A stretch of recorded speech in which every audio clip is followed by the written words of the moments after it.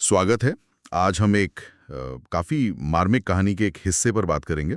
दिनकर जोशी की कहानी है एक लावारिस लाश। हाँ बिल्कुल। सोचिए एक मॉर्ग है और वहां बर्फ की सिल्ली पर एक लाश रखी है। लाश नंबर 7। दीवार पर घड़ी टिक टिक कर रही है और उस लाश को, अजीब बात है पर उसे पता है कि लावारिस लाशों के लिए वक्त बहुत कम होता है। मतलब पहचान नहीं हुई तो सीधा इलेक्ट्रिक शवदाह ग्रह। लेकिन ये कहानी इस लाश को सिर्फ एक शरीर नहीं मानती, इसमें चेतना है। हाँ, चेतना भी है, गुस्सा भी है और एक उम्मीद भी। हाँ, उम्मीद की कोई पहचान ले। चलिए इसी परत को खोलते हैं आज। और ये चेतना वाली बात ही मतलब इसे इतना अलग बनाती है। लाश का गुस्सा सिर्फ अपनी मौत पर नहीं है ना? नहीं, बिल्कुल नहीं। वो गुस्सा उस सिस्टम पर है जिसने जीते जी भी उसे मतलब एक तरह से परेशान किया, पहचान पूछी, और अब मरने के बाद भी वो बस एक नंबर है, 7 नंबर। सही कहा। कहानी में ये आता है कि एक्सीडेंट हुआ, पोस्टमार्टम हुआ, बिल्ला लगा दिया 7 नंबर का, पर असल पहचान वो तो गायब है। हाँ, और यहीं से वो सवाल उठता है ना, पहचान के संकट का। और ये जो पूरी प्रक्रिया है कितनी संवेदनहीन है। फिर कहानी में एक उम्मीद की किरण आती है। पिता की आवाज सुनाई देती है। अच्छा। लाश को लगता है बस आ गए पिताजी, अब मैं लावारिस नहीं।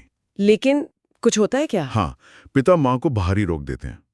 कहते हैं तुम यहीं रुको, जबकि माँ का दिल वो कह रहा है कि शायद अंदर बेटा ही है। आहो, ये तो बड़ा मतलब माँ की इंट्यूशन और पिता की वो शायद प्रैक्टिकलिटी या दुख। हाँ, शायद दुख से उपजी एक हिचकिचाहट। लेखक यही दिखाते हैं। पिता अंदर आते हैं, मोटे चश्मे से देखते हैं, पर चेहरा बिगड़ा हुआ है, टांके लगे हैं, पहचानना मुश्किल है। और लाश वो कुछ कर पाती है? वो मनी मन चीखती है, पिताजी मैं हूं, पर आवाज तो है नहीं। तो मतलब पहचान हुई नहीं? नहीं। और यही सवाल उठता है, क्या पहचान सिर्फ चेहरे में होती है? अगर चेहरा बिगड़ गया तो? या शायद दुख इतना ज्यादा है कि पिता देखना ही नहीं चाह रहे या देख ही नहीं पा रहे। हो सकता है। इसके बाद कौन आता है? दोस्त, जिगरी दोस्त। अच्छा, दोस्त तो पहचान लेंगे शायद। लाश को भी ये लगता है, बिल्कुल पक्का। उसने वो अपनी खास तरह से पलकें भी झपकाई, जो उनका सीक्रेट कोड जैसा था। हाँ, वो जिसका जिक्र वो हमेशा करते थे। हाँ, उसे लगा ये तो पक्का साइन है। पर दोस्त भी वो हिचकिचाते हैं। एक कहता है लगता तो है, दूसरा कहता है हाँ कुछ मिलता जुलता है। अरे मतलब वो खास इशारा भी काम नहीं आया, नहीं, यकीन नहीं दिला पाया। ये दोस्ती पर भी सवाल उठाता है, नहीं? बिल्कुल। कि मौत और ये शरीर का बदल जाना, क्या ये इतने बड़े हैं कि इतने गहरे रिश्ते भी मतलब पहचान नहीं पाते? पहचान कितनी नाजुक है। बहुत। और इसके बाद पत्नी आती है। ओह। पत्नी, लाश को लगता है पत्नी तो जरूर पहचानेगी। वो अपना वही हाथ आगे बढ़ाने की कोशिश करती है जिसे सप्तपदी के कायम पत्नी ने थामा था। स्पर्श। हाँ, स्पर्श से तो पहचान हो जानी चाहिए। उसे भी यही लगता है, पर होता क्या है, पत्नी पहली ही लाश को देखती है और चीख पड़ती है। पहली लाश को 7 नंबर तक पहुंचती नहीं? नहीं, पहुंचती ही नहीं। डर के मारे भाग जाती है बाहर। बाप रे, ये तो मतलब यहाँ तो कोशिश भी नहीं हुई, डर पहले आ गया। हाँ, पहचान की कोशिश से पहले डर, और शायद वो विकृति देखकर घृणा। शायद ये शायद पहचान खोने की त्रासदी का सबसे दुखद मोड़ है, जहां सबसे करीबी रिश्ता भी वो देखने से इनकार कर देता है। हाँ, लाश की उम्मीद वो बिल्कुल खत्म हो जाती है यहाँ। उसे लगता है बस अब तो जलना ही है और कोई चारा नहीं बचा। पर अंत और भी बेचैन करता है। अच्छा, क्या होता है? जब लाश को स्ट्रेचर पे ले जा रहे होते हैं ना, हाँ, पिछले दरवाजे से, हाँ, तभी अगले दरवाजे पर एक और औरत दिखाई देती है। नीली साड़ी पहने, बालों में गजरा, आंखों पर चश्मा।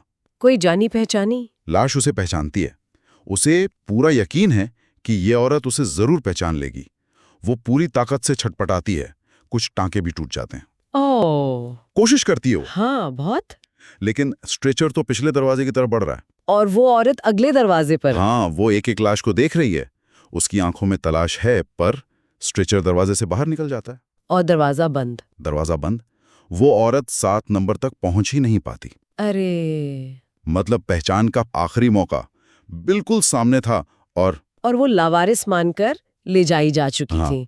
कहानी यही एक अनसुलझे सवाल पर खत्म हो जाती है। बहुत बेचैन करने वाला अंत है। तो इस अंश ने हमें दिखाया कि कैसे एक चेतन लाश अपनी पहचान के लिए तड़पती रही, पिता, दोस्त, पत्नी, कोई नहीं पहचान सका। कोई नहीं। और वो जो आखिरी उम्मीद थी वो भी बस दरवाजे के उस पार खड़े रह गए। यहाँ से ना एक बहुत गहरा सवाल साथ ले जाने जैसा है कि हमारी पहचान असल में है क्या? हाँ, ये सोचने वाली बात है। क्या वो सिर्फ ये शरीर है, ये चेहरा, या वो दूसरों की नजरों में बनती है, उनकी यादों में? और अगर वो नजरें या तो देख ना पाए या देखना ही ना चाहे तो क्या पहचान खत्म हो जाती है?